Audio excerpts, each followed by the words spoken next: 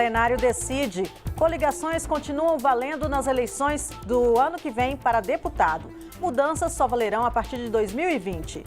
CPI da JBS define plano de trabalho em meio a críticas sobre quem será ou não convocado a falar. E esta edição destaca também: deputados e representantes dos caminhoneiros discutem na Câmara os efeitos do aumento dos combustíveis na cadeia econômica. Prêmio para quem favorece a inclusão social comemora no plenário da Câmara o Dia de Luta pela Pessoa com Deficiência.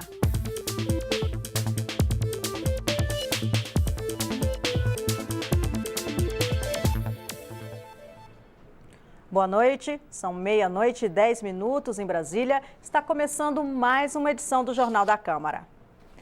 O plenário voltou ao tema da reforma política na noite desta quarta-feira. Vamos aos detalhes com a repórter Dini Moraes, que acompanhou as votações desde cedo, está lá no Salão Verde. Boa noite, Dini. Houve mudança na proposta relatada pela deputada Sheridan? Boa noite, Keila. Boa noite a todos que nos acompanham agora ao vivo pela TV Câmara. Houve sim, Keila, mas olha, a votação dessa proposta, que é uma das propostas que compõem a chamada reforma política, não chegou até o fim. Tendo em vista que é uma proposta que muda a Constituição, precisaria passar por 2 votações no plenário da Câmara. A primeira foi concluída, a segunda começou, mas não terminou. Ficou para a próxima terça-feira. Essa proposta que estamos falando, ela trata das coligações nas eleições de deputados e vereadores, e também estabelece uma cláusula de desempenho, como ficou conhecida. Na verdade, é um desempenho mínimo aí a ser desempenhado, a ser alcançado pelos partidos nas urnas, para que os partidos tenham acesso ao fundo partidário e também à propaganda de TV e rádio. Estou aqui do meu lado com a deputada Sheridan, do PSDB de Roraima, ela que é relatora dessa proposta. Deputada, a expectativa inicialmente era concluir as 2 votações hoje aqui no plenário da Câmara. Não se concluiu, vai dar tempo? Bem, foram 6 destaques votados nessa noite. A quebra de tertício para votarmos e avançarmos no relatório com o segundo turno, mas no segundo turno também aconteceram de apresentar destaques e que deveriam ser votados. Com o avançar da hora, considerando que são votações de uma PEC, então existe um número constitucional maior de deputados, na necessidade de quórum, a gente precisou suspender as votações para primar por esses destaques e pela manutenção do texto na próxima sessão. Então já foi um grande avanço, construímos aí um acordo que compreendeu a grande maioria do nosso parlamento aqui dentro da Câmara, a necessidade de pautarmos aí uma escala de prioridade, em avançarmos no que era discutido, nos pontos da PEC 282, que é sim uma reforma substancial, uma parte da reforma sim, mas uma parte da reforma muito importante, que saneia muitas distorções, muitas disfunções que o sistema eleitoral hoje, infelizmente, ainda vive. Agora, deputada, uma dessas alterações que ficaram para ser votadas na terça-feira, elas tratam das federações, que é justamente a permissão para que os partidos continuem fazendo alianças nas eleições de deputados e vereadores, no entanto que essas alianças tenham que ser duradouras durante 4 anos. É um ponto bastante sensível da proposta, né? É possível que este ponto inviabilize a votação ou é possível que tenha acordo? As federações não são promovidas para alianças eleitorais absolutamente. As federações são construções que vão ser feitas para partidos que não conseguirem alcançarem a cláusula de desempenho, terem a partir dessa construção e uma legislação específica de vigência de 4 anos durante todo o mandato, para ter acesso a recursos como tempo de rádio, TV e a fundo partidário. As federações são uma solução atenuante aos partidos que não conseguirem, através do quociente eleitoral em todo o Brasil, alcançarem essa cláusula que vai estar disposta a partir do próximo ano, do ano de 2018, com a validação da cláusula de desempenho, que começa já a partir do ano que vem. É possível, então, que se encontre um texto negociado aí, que se chegue até os 308 votos, então, semana que vem?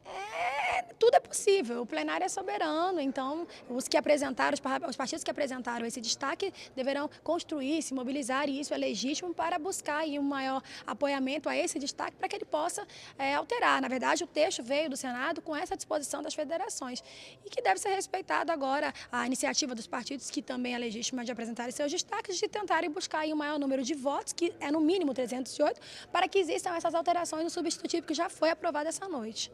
Tá certo, então. Muito obrigada, deputada Sherina, ela que é relatora dessa proposta aí, Keila, que foi aprovada no dia de hoje. Uma das mudanças que foram feitas no texto original que ela apresentou aqui para ser votado no plenário foi a mudança da data em que as coligações passam a acabar, digamos assim, né? Porque as coligações, como a gente conhece hoje, elas não vão mais acontecer a partir de 2020. Inicialmente, o texto da deputada dizia 2018, mas, no entanto, essa mudança aí na data de validade desse novo artigo, né, viabilizou, inclusive, a votação do resto da proposta, Keila.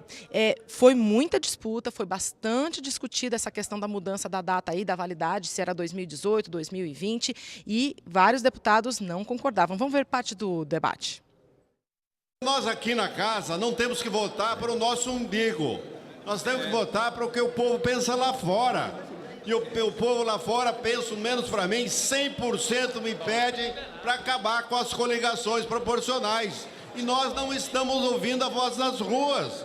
Essa é a realidade. Precisamos ouvir a voz das ruas e acabar com a coligação agora para que esse Brasil possa andar. Acabar com a coligação em 2018, ela causa alguns problemas. Sem o financiamento definido, ela encarece o custo das eleições, porque os deputados vão ter que ficar montando chapa e os partidos dando estruturas para candidatos. Ela não vai acabar com o fisiologismo, porque nós continuaremos tendo os pequenos partidos com os profissionais que montam chapas, indo para o processo eleitoral. Tem que ter atenção, não pode mudar o jogo em cima do laço. O que nós estamos fixando é uma regra de transição para acabar a coligação a partir de 2020, 2022, quando for necessário. Mas ainda assim, todos nós concordando com o fim das coligações. A transição é necessária e ajudará a democracia no nosso país. Nós estamos simulando o fim das coligações. As coligações vão servir de laboratório em 2020 para os vereadores. Por que não colocar o fim das coligações para agora, para 2018? Só por STF não se manifestar. Ministro do STF, essa votação de hoje não é maturidade, é individualidade, é egoísmo de alguns deputados que não tiveram a consciência de realmente mudar o sistema eleitoral. Na prática, Keila, o fim das coligações, como a gente conhece hoje, né, que só valem durante as eleições mesmo, de fato, ela vai começar a valer em 2020, quando é a eleição de vereadores país afora, e não nas eleições de deputados, que seriam deputados federais, que seria a eleição do ano que vem. Essa proposta, essa mudança de data para 2020, foi aprovada por 348 deputados, 40 a mais do que o necessário. Dini, mas tivemos também votações de medidas provisórias aí no plenário também, não foi? Sim, Keila. Só que antes de eu falar da medida provisória, eu vou falar de um outro ponto dessa mesma proposta de emenda à Constituição. Posso? Claro. Então, é a que fala de cláusula de desempenho. Eu já falei um pouquinho aqui, que é a exigência de um desempenho mínimo dos partidos nas urnas para que ele tenha acesso ao fundo partidário e também ao tempo de propaganda de TV e rádio. Isso aí, na verdade, envolve esse desempenho, vai começar de uma forma gradativa. Todos os partidos praticamente estavam concordando com essa medida de estabelecer um desempenho mínimo aí, porque o objetivo é reprimir a proliferação de partidos políticos pelo país. O único partido que se colocou contra essa medida de ter uma cláusula de desempenho foi o PSOL. Então, a medida acabou sendo aprovada. Essa cláusula de desempenho começa aí, então, no ano que vem, com 1,5%, o partido teria que ter 1,5% dos votos válidos em todo o país, em pelo menos 9 estados, ou eleger 9 deputados federais, Keila. Dini, então, para ficar claro, após toda essa aprovação da PEC 282, dessa proposta de emenda à Constituição, que a deputada Sherida é a relatora, quando for aprovada, se for aprovada no Senado, o que temos para 2018 é apenas essa mudança na cláusula de desempenho. Para 2018 é a cláusula de desempenho, isso mesmo. Dini, e a gente teve, então, medidas provisórias, por favor. A medida provisória foi 781, a que trata das regras do Fundo Penitenciário Nacional, Keila. Ela agiliza a transferência do dinheiro desse Fundo Penitenciário Nacional para estados, municípios e Distrito Federal. Também proíbe o corte do orçamento do FUNPEN e obriga aí que 30% do orçamento seja aplicado na construção ou na reforma de presídios. Aí, Keila, foi feita a votação completa, foram feitas 2 alterações, uma delas proibindo o uso do dinheiro do Fundo da Criança e do Adolescente no país, para a construção de entidades voltadas a cumprimento de medidas socioeducativas para jovens infratores. Isso foi bastante polêmico aqui no plenário, mas foi retirado do texto. Agora, a medida provisória que também trata da composição da Força Nacional de Segurança, permitindo aí que militares da reserva ou servidores aposentados de órgãos de segurança pública, como policiais aposentados, por exemplo, possam fazer parte da Força Nacional de Segurança. Isso, na verdade, oficializa, né, uma situação que já existe na Força Nacional de Segurança. O texto vai agora para a votação do plenário do Senado e precisa ser aprovado lá até o começo de outubro, senão perde a validade. Obrigada, Dini. Vamos Boa aguardar. Noite, Keila. Boa noite. A Comissão Parlamentar Mista de Inquérito, criada para investigar as atividades do Grupo JBS, aprovou nesta quarta-feira o plano de trabalho do relator, deputado Carlos Marum. E isso apesar das críticas de parte dos integrantes da CPMI, que questionaram a exclusão de políticos e a proposta de convocar membros do Ministério Público. A reunião da CPMI da JBS começou com uma defesa do presidente da comissão. O senador Ataídes Oliveira, do PSDB do Tocantins, rebateu as acusações de que atuaria para proteger o governo federal. Sou extremamente independente.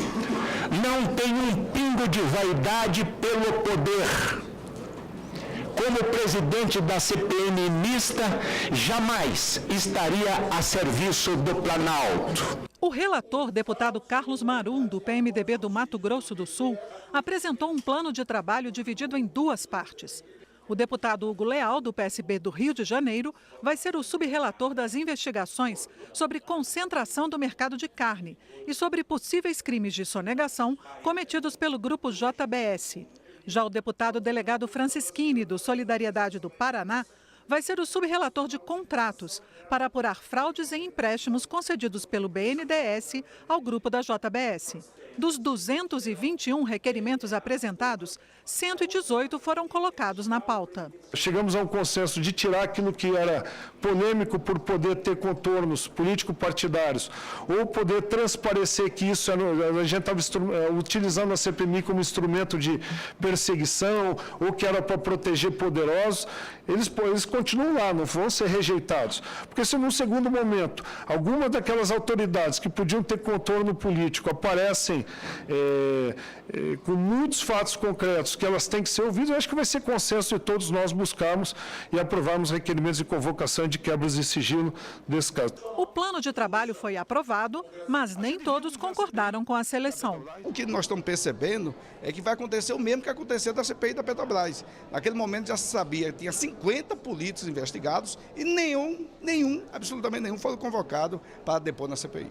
O senador Randolfo Rodrigues, da Rede do Amapá, chegou a recorrer ao Supremo Tribunal Federal para impedir que a CPMI investigue a atuação do Ministério Público no acordo de delação com os donos da JBS. Para que esta CPMI não se transforme numa CPMI da retaliação à justiça, não se transforme numa CPMI da obstrução às investigações e uma CPMI comandada pelo Palácio do Planalto contra as ações do Ministério Público que buscaram denunciar o senhor presidente da República. O relator reafirmou que a investigação sobre o acordo de delação premiada é um dos objetivos da CPMI. Um dos focos da investigação da CPMI é as circunstâncias controversas deste acordo de colaboração demasiadamente premiado, celebrado entre o então procurador-geral, Dr. Janot, e a JBS-JF. Com o início da ordem do dia no plenário da Câmara, a votação dos requerimentos ficou para essa quinta-feira. Entre eles, estão convocações para ouvir os donos da JBS, Joesley e Wesley Batista, e o diretor do Grupo JF, Ricardo Saldi, todos presos. Também podem ser votadas as convocações do procurador da República, Ângelo Goulart, e do ex-procurador Marcelo Miller, suspeitos de colaborar com a JBS, além do ex-procurador-geral da República, Rodrigo Janot. A Comissão de Educação abre uma série de oficinas para que os envolvidos com as mudanças no financiamento estudantil digam o que pensam da proposta. A discussão faz parte do processo de análise da medida provisória que cria o novo FIES. Participam desde estudantes até representantes dos bancos. O FIES beneficia cerca de 2.500.000 estudantes do ensino superior no Brasil. O governo estima em 100 bilhões de reais o valor total emprestado à espera de pagamento após as formaturas. Mas, de acordo com o Ministério da Educação, é preciso mudar a forma de financiamento. Com a nova medida provisória que está sendo analisada na Câmara, o Fundo de Financiamento Estudantil será reformulado e terá regras diferenciadas de acordo com a situação social e a região onde moram os alunos beneficiados. O programa corria risco de não ser continuado. A gente tinha empréstimos que foram feitos no passado sem critérios, sem regras objetivas. A gente está muito animado que o setor privado possa oferecer mais vagas do que o ano passado, do que o ano retrasado. Então a gente espera que o programa seja ampliado. Para isso a gente está dando funding público, recurso público para garantir o juro zero, para garantir que esse recurso fique acessível e que o estudante consiga pegar esse financiamento. O relator da medida provisória do novo FIES, deputado Alex Canziani, participou do lançamento de uma série de oficinas e mesas redondas para debater a nova proposta de financiamento estudantil. A Comissão de Educação vai utilizar a técnica de Design Thinking, que deve integrar representantes de todas as partes envolvidas, desde estudantes até os bancos que realizam os empréstimos.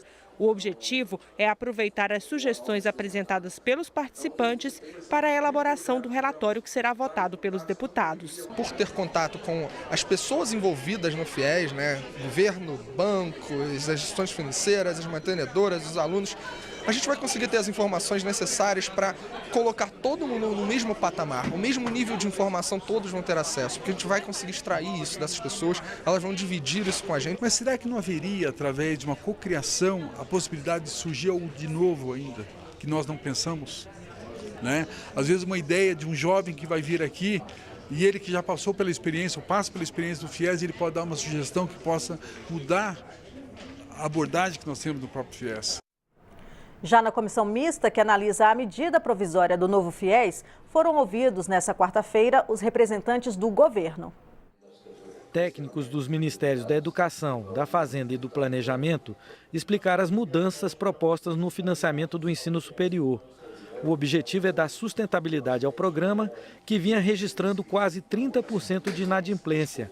Além disso, o aumento do custo do programa não era proporcional ao ingresso de alunos na educação superior. O custo do financiamento estudantil para o governo federal saltou de pouco menos de 2 bilhões de reais em 2011 para mais de 32 bilhões no ano passado. Em 2010, a participação do financiamento estudantil nas matrículas das universidades privadas era pequena, apenas 200 mil alunos.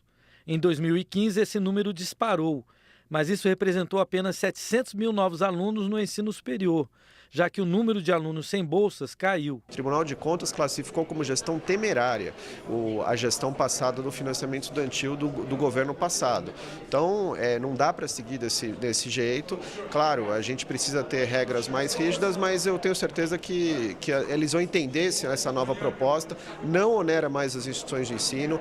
Para os estudantes fica muito melhor, porque é juro zero. Mas os deputados ainda tinham dúvidas sobre a viabilidade do financiamento nas faixas de renda que não terão acesso a juros zero e na participação das instituições de ensino no risco da inadimplência dos estudantes depois de formados. Instituições que não têm nada a ver com isso, que é as instituições de educação superior, que hoje já são plenamente prejudicadas, porque hoje se desconta 5% de desconto, 2% dos operadores bancários, que é a Caixa Econômica e Banco do Brasil, mais 6,25% para o Fundo Garantidor, que ajuda nessa questão da inadimplência. É um compartilhamento de riscos, onde a universidade ganha se a inadimplência dos seus egressos diminuir e perde se a inadimplência dos seus egressos aumentar. Vai mudar para os alunos porque agora as instituições de ensino vão passar a ter um compromisso maior com a qualidade do ensino ofertado, vai passar a ter um compromisso maior com a empregabilidade do aluno.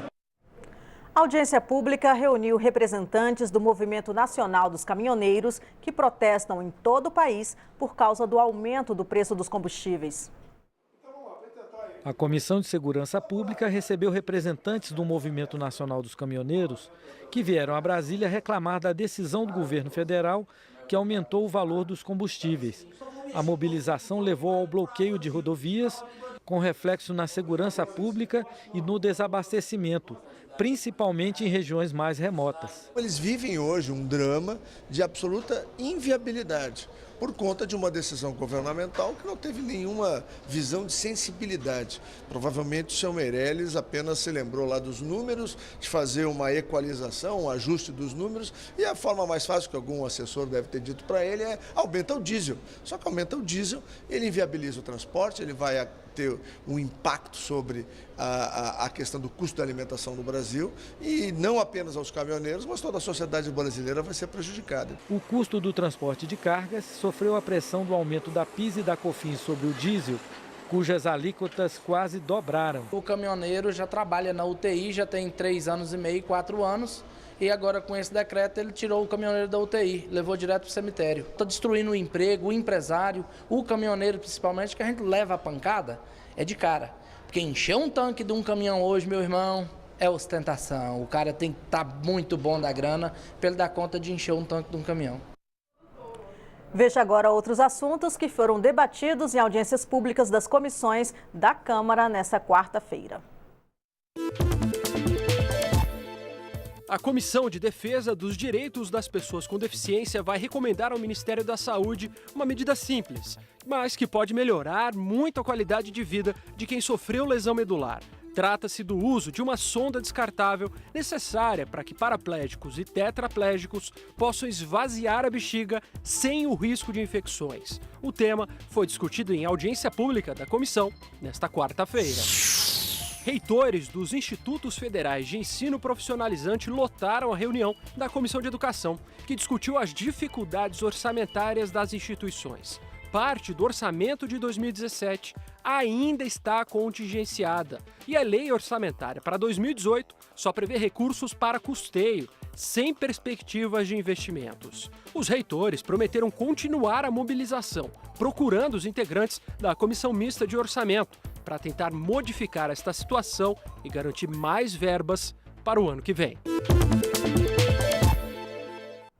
E hoje, 21 de setembro, é comemorado o Dia Nacional de Luta da Pessoa com Deficiência. Na Câmara dos Deputados, a comemoração foi nesta quarta-feira, com a entrega do Prêmio Brasil Mais Inclusão. A premiação é destinada a empresas, União, estados e municípios, entidade ou personalidades que tenham realizado ações em favor da inclusão de pessoas com deficiência.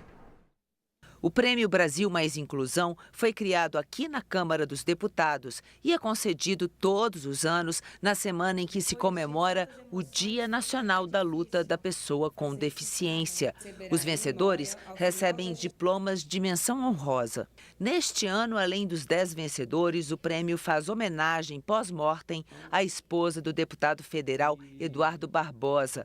Darcy Barbosa trabalhou com pessoas com deficiência por 30 anos e faleceu em um acidente de carro no último mês de julho. O acolhimento dos nossos colegas da Câmara dos Deputados, compreendendo inclusive o significado dela num trabalho junto às instituições, junto às APAES mineiras, irradiando para o Brasil, foi um consolo. E eles identificaram que seria justo fazer esta homenagem e, inclusive, dando o nome daqui para frente da premiação de personalidades do Prêmio Inclusão, o nome Darcy Barbosa. Então, eu só tenho que agradecer esse acalento que eu recebi da Câmara dos Deputados através dos nossos colegas. Ao todo, foram 11 agraciados. Esta edição foi uma das mais concorridas e conseguiu maior representação nacional, com participação de pessoas de todo o Brasil. Eu acho muito importante, isso para a gente é uma honra, é um orgulho muito grande. A Câmara dos Deputados vem atuando para promover a inclusão da pessoa com deficiência. Foram criadas a Comissão Permanente sobre os Direitos da Pessoa com Deficiência e a Coordenação de Acessibilidade. Há 2 anos, em 2015, foi aprovada a Lei Brasileira de Inclusão da Pessoa com Deficiência, conhecida como Estatuto da Pessoa com Deficiência. Aqui hoje a gente tem a oportunidade de trazer exemplos de pessoas que são exemplos de superação e de vida. Isso a Câmara dá a oportunidade de estimular também empresas e ONGs a fazerem um trabalho motivacional e de menos exclusão e mais inclusão. E esse Prêmio Brasil Mais Inclusão é o resultado de todo esse esforço. Desde 2015 a gente tem esse prêmio ocorrendo na Câmara e é sempre uma solenidade muito bonita, de muito respeito e de muita emoção. Aqui temos exemplos de vida, de luta e pessoas que são aí o retrato da superação no nosso país. A lista dos vencedores está disponível na internet, no endereço www.câmara.leg.br/Brasil Mais Inclusão. E essa edição do Jornal da Câmara termina aqui. Para outras informações, é só acessar o nosso portal na internet. A gente se vê na próxima edição. Até logo. Tchau.